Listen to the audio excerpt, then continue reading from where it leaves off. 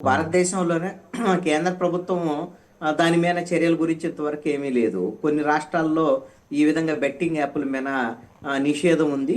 కొన్ని రాష్ట్రాల్లో నిషేధం లేనటువంటి పరిస్థితి. అంటే పాలకుల వైపు నుంచే, ప్రభుత్వాల వైపు నుంచే కఠినంగా వ్యవహరించాల్సినటువంటి పరిస్థితి ఉంది. అయితే ఈ విధంగా ఉన్నటువంటి సెలబ్రిటీస్ అందరూ కూడా బాధ్యతగా వ్యవహరించాల్సినటువంటి బాధ్యత కూడా ఖచ్చితంగా ఉంటుందండి. వాళ్ళు ఏం చూస్తారు? లీగల్ పాయింట్స్ మాత్రమే చూస్తారు. ఇది లీగల్‌గా కరెక్టా? కాదా? అనేటువంటి లీగల్‌గా కరెక్ట్ అనుకోండి. దేనికైనా వాళ్ళు డబ్బులొస్తే చాలు అనేటువంటి విధంగా వ్యవహరిస్తారు.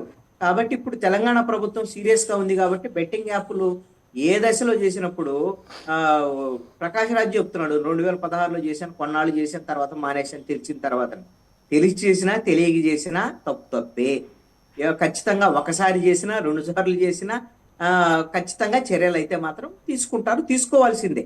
హ్మ్. ఇక్కడ ఒక అంశం ఏంటి అంటే ఆయా సెలబ్రిటీస్ మీద లేకపోతే వాడు యాక్టర్స్ ఎవరైనా కానివ్వండి